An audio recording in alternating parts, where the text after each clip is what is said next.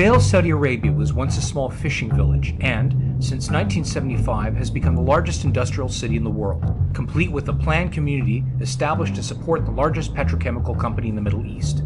The aspect that excited me the most when I arrived in the summer of 2012 to work on this largest civil engineering project in the world was its physical connection to the water. It has beautiful beaches that are, as they say, not spoiled by tourism. Certainly not by beach bunnies, who are clad head to toe in black abayas.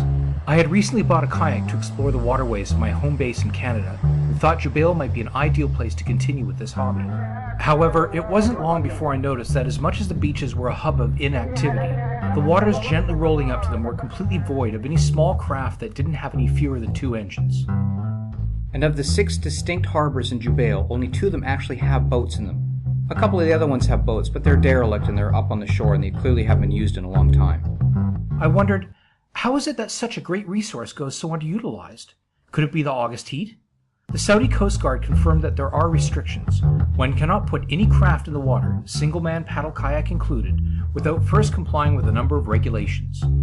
This is a story of how I had to navigate through the deep sewage of Saudi securitocracy before I could navigate the shallow sea waters of Jubail.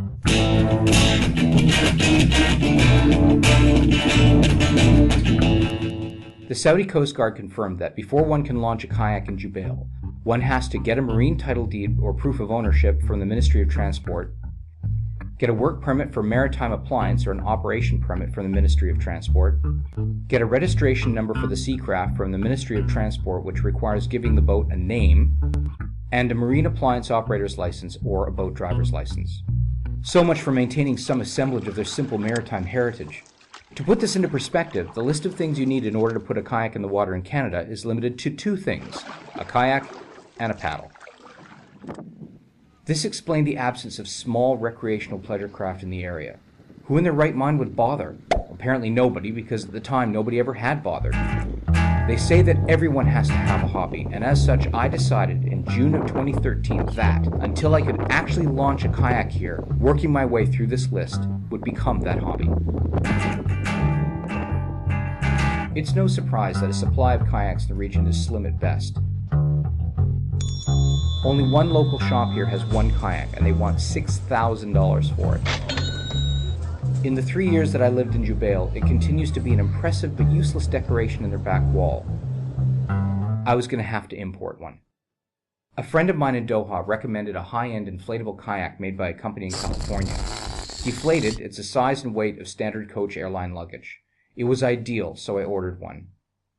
As Saudi registration requires that I name it, I considered calling it Durka, but I was concerned that some of the local authorities might actually get its intended meaning. So instead I took inspiration from Andy Summers' song about a mail-order inflatable plaything that he gets into often. Experience something different with our new imported toy.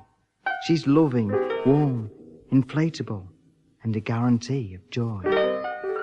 And I dubbed it My Girl Sally because it's a mail-order inflatable plaything that I plan to get into often. With the kayak cleared through customs as my one piece of luggage and all my clothes crammed in my carry-on, I was ready to take the next step, which was to acquire the title deed.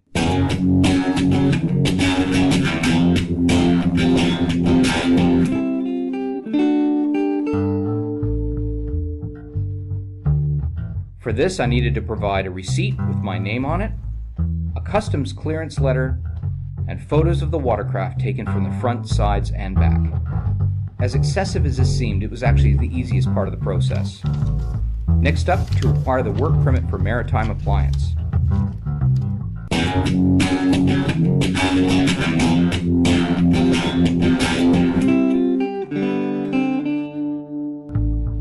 Jubail is split into 2 areas, the new industrial city where I work and Old Town Jubail, 25 kilometers away. Dammam, where the Ministry of Transportation is based, is another 100 kilometers away. A Ministry of Transportation's rep comes to the Jubail Town commercial port once per week in order to liaise with permit seekers. Unfortunately, this means I still have to travel 25 kilometers for each interface, and it's on a work day, and sometimes he just doesn't feel like showing up, something you discover only after driving down there to meet him. To get the operation permit, I had to get a letter from my employer stating that they had no objection to my operating watercraft in Jubail. The kayak was subject to an MOT visual inspection of the watercraft. provide copies of my resident permit and my Canadian passport, and provide 2 passport-sized photos for their use. And 100 reals, which is about $35, because everything costs money. The letter from my employer took 2 weeks to figure out who had to write it, what it had to say, and who it had to be addressed to. The inspection was relatively simple. I brought the deflated kayak to the old Jubail port, where the inspector unzipped the bag, checked the side pockets for drugs and whatever, and signed off without actually removing it from the bag, let alone seeing it inflated. Too bad he didn't show up for our first scheduled appointment, otherwise it wouldn't have taken a week or 2 to do this. Next up, the boat registration.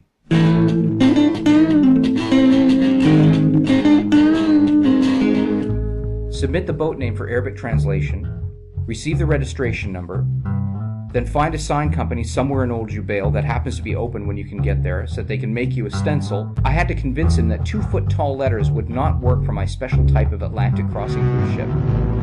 And then you yourself paint the boat name and registration number onto the sides and back of the boat, and then submit updated photos showing the boat with the new paint markings. 2 weeks after submitting the paperwork, again the liaison unilaterally decided not to show up the next week, the Ministry of Transport assigned the number 13249 and went to the next step deeper into the rings of the inferno, which was to acquire the Marine Operator's Driver's License, or Boat Driver's License.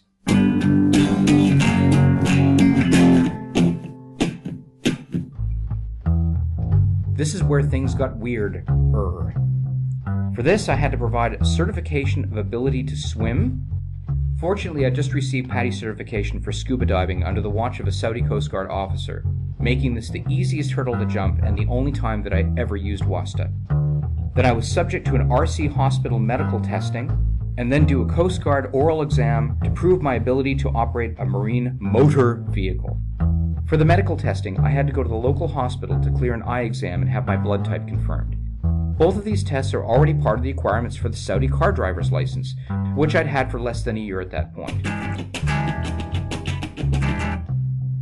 The eye test is conducted in a room whose length is smaller than the required distance to the chart, so the test is conducted with the subject standing in a line drawn in the middle of the corridor outside the room, right in the middle of pedestrian traffic. And when groups of people come for mass testing, the more blurry-eyed subjects go last so that their sharper vision colleagues can learn the chart and call out the answers for them while the examiner is sitting, out of earshot, on the other side of the wall. The eye test I could handle, but blood test? No way. I'm terrified of needles. Unreasonably terrified of needles. I don't care how sanitary you say they are. The blood type test, which they need in case you're in an accident, so you can give your blood to the Saudi that ran into you in the first place, was conducted by someone who refused to engage with me until he'd finished with his round on the Nintendo. With the testing kit next to him, he asked me what was my blood type, and when I told him, he gestured to write it down. I stopped him saying, "What if I'm wrong?" He said, "Good point," and reached for the kit. So I showed him the blood type written on my Saudi driver's license and argued that it likely hadn't changed in 6 months. He added, "Could it?" But he used the info anyways. For the oral exam on boating, I had to brush up on boat engine repair and the meaning of navigation light colors, neither of which have anything to do with operating a paddle-powered kayak that has no right to be in the shipping lanes. When I was ready, I went back to Old Jubail port. The Coast Guard captain told me that they only do the test on Mondays or some such thing, but I wouldn't have it. He called the training center and told them to expect me in 15 minutes. When I asked him how to get there, he pointed towards the port gate and said, "Outside." 15 minutes of aimless driving later, I found it. Knowing it was probably on the water helped. When I arrived, I was met by a rather hostile Coast Guard officer who demanded to know what business I had been there. I reminded him that their captain had only 15 minutes earlier called him to let him know that I was coming. "Oh, you're the one," he said. Yes, for the first time in the many years the center had been in operation, the captain had informed them that a kayaking Westerner was coming in at 10:30 for testing. So who's to say that this kayaking Westerner that was there for testing at 10:30 was the same one that they were expecting? Can't skimp on security, I suppose.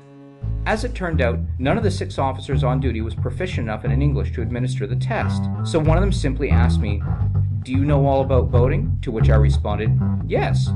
"Correct answer," he said, and he signed off my application accordingly.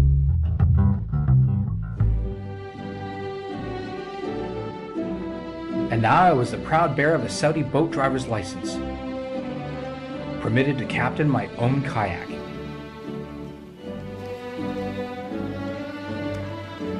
3 months after deciding to gnaw through all this red tape, I was finally legal to enter the water in September 2013. However, things are never quite that simple there. Although there's a yacht club a couple of blocks from our compound, with no boats in the harbor of course, private boats must be launched from a Coast Guard station from which one has to check in upon launching and returning. No, not the one in Fanatare City Center that's 5K from my compound. Not even the brand new Sea Club beyond, whose giant harbor is also devoid of any boats, but rather from Doreen Harbor, which is over 10 kilometers away from where I live. As such, rather than just walking on wheels down to the local beach that's 2 blocks from where I live, or even biking it over to Fanatare Harbor, sure, 10 kilometers is not very far to bike, but when you add up the bike time plus inflation-deflation, that can easily take a bite out of your boating time. But the biggest drawback of launching from and returning to the same place every time is that you can't explore.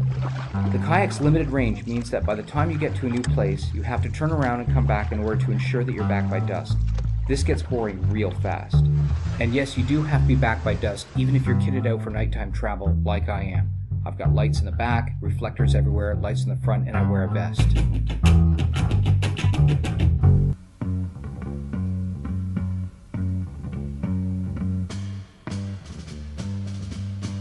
The primary reason for all the security is to fend off drug trafficking.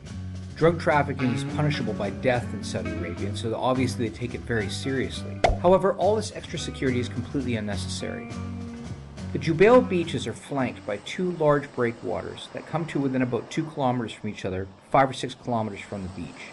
Rather than monitor and secure all along the beachfront, all they have to do is put a station at the end of each one of these breakwaters. The guards at these stations can see each other and the passage between them quite easily. This would allow the citizens of Jubail to do whatever they want to within the waters of Jubail without any concern that there could be trafficking any drugs. And as such, all the light non-motorized craft can be easily used within the confines of the beach of Jubail, including lasers, kayaks, inflatable dinghies, stand-up paddleboards, whatever. All the while, the Saudi Coast Guard is free to do whatever they need to do to protect the citizens of Jubail between the breakwaters and the Iran waterfront. But no, in true securocratic style, they choose the option that's hardest on the citizens and themselves.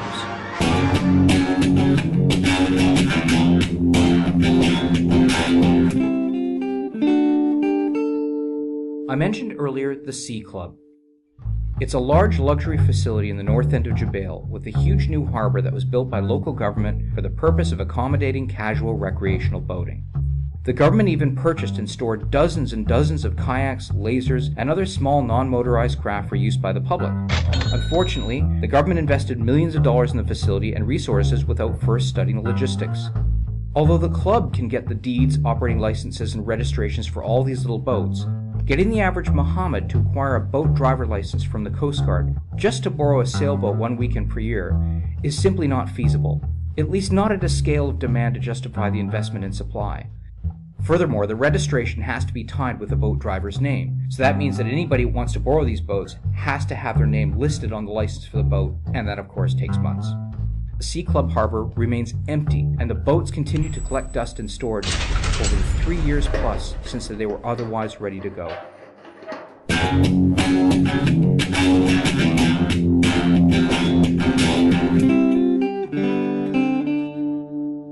In May 2015, Jubail announced a 1-week marine festival. The poster featured a kayak. Could it be that the regulations were being changed and that this event was the kickoff? This turned out to be a good news, bad news situation. Although the Coast Guard was permitting common folk to put their and the government boats into the water with reckless abandon, it would only be for 1 week, after which the party would be over. Ever the optimist, I participated enthusiastically in the hope that the purpose of this festival was to gauge the public's interest in recreational non-motorized boating. However, the press release later issued by the organizers clearly stated, the aim of the event is to promote local tourism in Jubail Industrial City. Look at this. They're buying it. So it would appear that the purpose of the festival was to mislead Saudis and other regions into thinking that casual boating is actually a thing here. It's a fake!